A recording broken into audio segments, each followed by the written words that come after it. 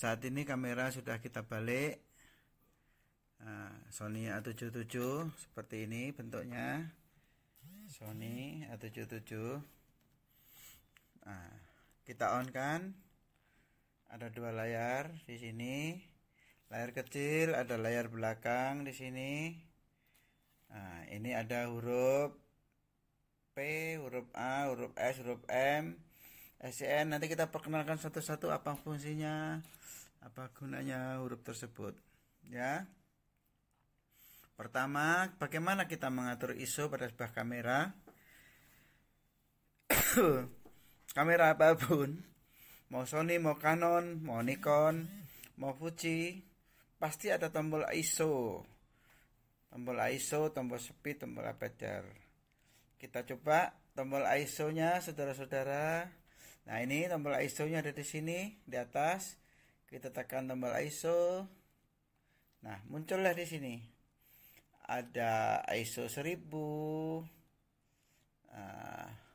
400, ISO 250, ya. Kita bisa pilih ISO sesuai dengan kemauan kita, sesuai dengan situasi kondisi yang ada. ISO-nya kita naik turunkan, atau kita putar ini roda yang belakang ini. Ulangi lagi, tekan tombol ISO, akan muncul di layar. Kita bisa putar ke atas atau ke bawah untuk menyetel atau mengatur ISO yang diperlukan. Ya. Nih kalau di layar tampilannya. Nah, ini. Nah. Nih ada tombol exposure. Nah. Itu caranya ya. ISO kita tekan. Ya. ISO kita tekan. Ini akan, kalau pada kamera akan berfungsi pada mode P ya, mode P atau S atau A atau M. Nanti kita atur, kita set sesuai dengan kemampuan kita. Nah, ini kamera Sony. Intinya pada setiap kamera ada auto, ada mode P, mode A, mode S, mode M, dan lain sebagainya. Beberapa mode SCN itu ada fungsinya, nanti bisa dibaca, bisa di Google. Saya terangkan secara simpel. Secara simpel adalah mode P. Menurut keterangan, mode P adalah auto program. Di sini programnya itu sudah diatur, mau kecepatannya, mau aperture-nya. Nah, pengguna tinggal menaik turunkan ISO saja. Naik turunkan ISO saja. Apa yang terjadi kalau kita putar, kita naikkan speednya? Nah, ketika speed dinaikkan, maka ini akan turun aperture-nya.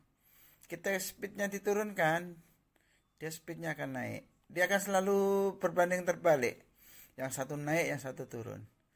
Itu kalau mode P.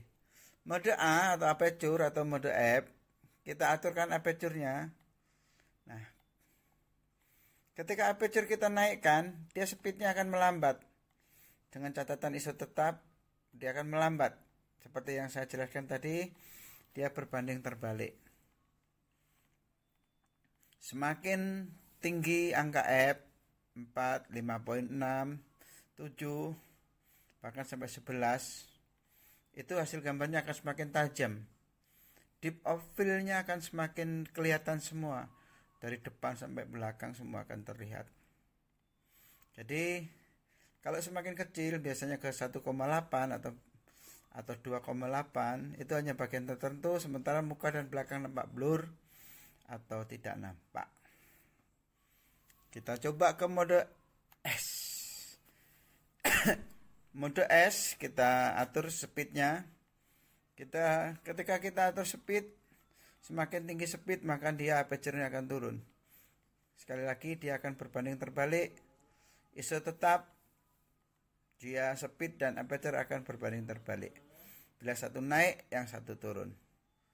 Bila satu turun, yang satu naik. nanti kita bisa coba-coba lihat di Google apapun kameranya, cara pengaturannya secara sederhana sudah saya jelaskan tadi.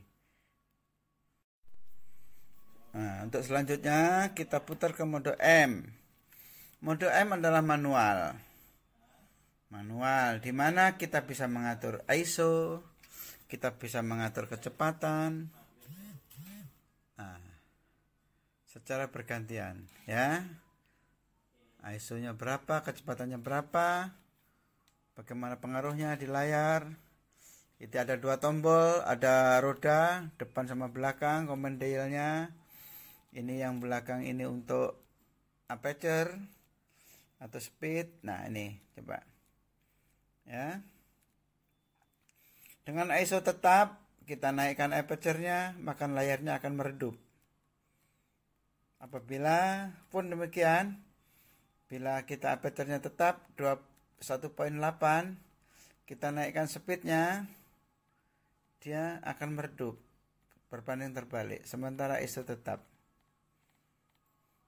Jadi kalau mengambil gambar, bila yang satu naik, yang satu cepat, nanti kita praktekkan ya.